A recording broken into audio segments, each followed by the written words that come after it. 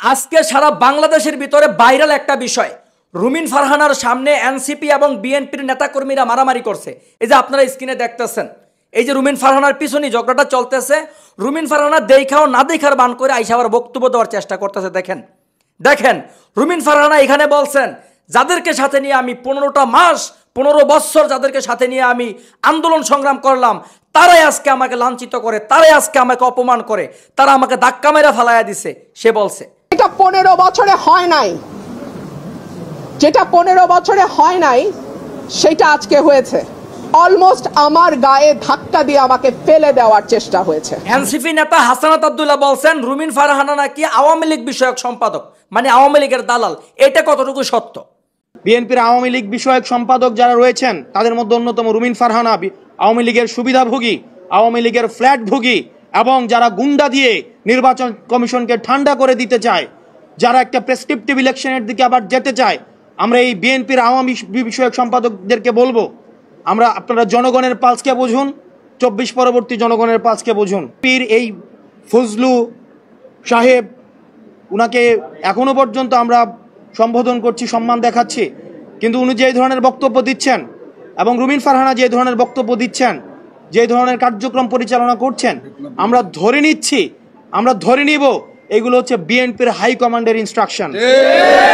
Senior নেতাদের সামনে তাদের কর্মীরা হট্টগোল করবে, গ্যাঞ্জাপ করবে, আর সিনিয়র নেতারা দাঁড়ায় দাঁড়ায় তামাশা দেখবে। এইটা ঠিক না, এইটা উচিত না। চলুন দর্শক, এখানে রুমিন ফারহানা কি বলছেন তার কথাগুলো শুনি। ধাক্কার বদলে তো ধাক্কা আসবেই, তাই না? সেটাই হয়েছে। একজন আমাকে ধাক্কা দিয়েছেন, পাঞ্জাবি পরা, হ্যাঁ, একজন ধাক্কা দিয়েছেন, তারপরে আমার লোক তো বসে থাকবেন, আমি তো একজন মহিলা, এবং পরে যখন আমার লোকজনকে মারধর করেছে আমার লোকজন জবাব দিয়েছে। সিম্পল। যেটা 15 বছরে হয় নাই, যেটা 15 বছরে হয় নাই সেটা আজকে হয়েছে। অলমোস্ট আমার গায়ে ধাক্কা দিয়ে আমাকে ফেলে দেওয়ার চেষ্টা হয়েছে। যেই বিএনপির নেতা কর্মীদের জন্য গত 15 বছর লড়াই করলাম, তারা আমাকে এখন ধাক্কা দেয়। ব্রাহ্মণবাড়িয়া 3-এর ভোটার সংখ্যা 6,10,000, আর আমাদের যেটা সরাইল আশুগঞ্জ সেখানে ভোটার সংখ্যা 4,20,000-এর মতো, আর এই 3টা ইউনিয়নের ভোটার হচ্ছে 1 লক্ষ। এই 1 লক্ষ যদি সরাইলের সঙ্গেও যুক্ত হয়, তারপরেও দেখা যাবে যে সদরের সঙ্গে বা বিজয়নগরের সঙ্গে সরাইলের ভোটার পার্থক্য অলমোস্ট 2 লাখ থেকে যায়। সো এত বড় একটা আসন সদর বা বিজয়নগর, সেই আসনটা অযৌক্তিক। বরং সরাইলের সাথে যদি 3টা ইউনিয়ন চলে আসে তাহলে ভোটার সংখ্যায় একটা ব্যালেন্স তৈরি হয়। 3 হচ্ছে এই 3টা ইউনিয়নে যারা বাস করে, ভুদন্তি, চান্দুরা এবং হরসপুরে, তাদের জমি জমার বেশিরভাগ কাজ সরাইলের সঙ্গে থাকে। সো তাদের জমি রেজিস্ট্রি থেকে শুরু করে অন্যান্য যে দাপ্তরিক কাজ, সেটা সরাইল ইউনিয়নে গিয়ে করতে হয়, সরাইল উপজেলায় গিয়ে করতে হয়।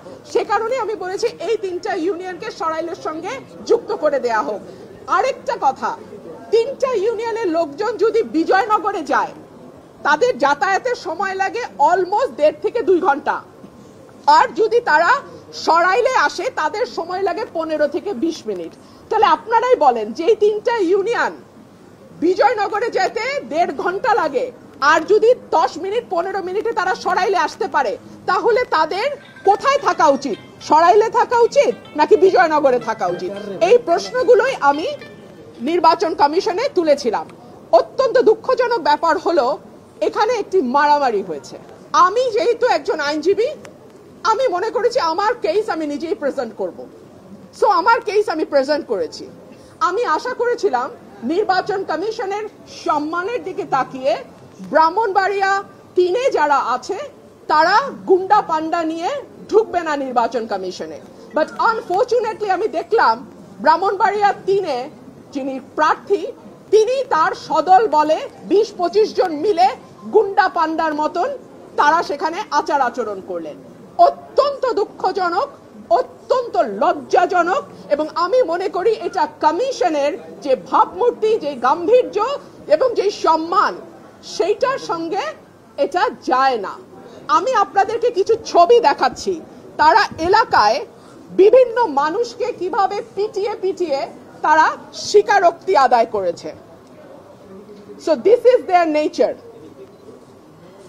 হ্যাঁ, ইলেকশন আসে নাই, একটা সীমানা নির্ধারণ নিয়ে এলাকায় এইভাবে তারা পিটিয়ে, ব্রাহ্মণবাড়িয়া ৩-এর যিনি আছেন তিনি এইভাবে পিটিয়ে পিটিয়ে মানুষকে স্বীকারোক্তি নিয়েছেন।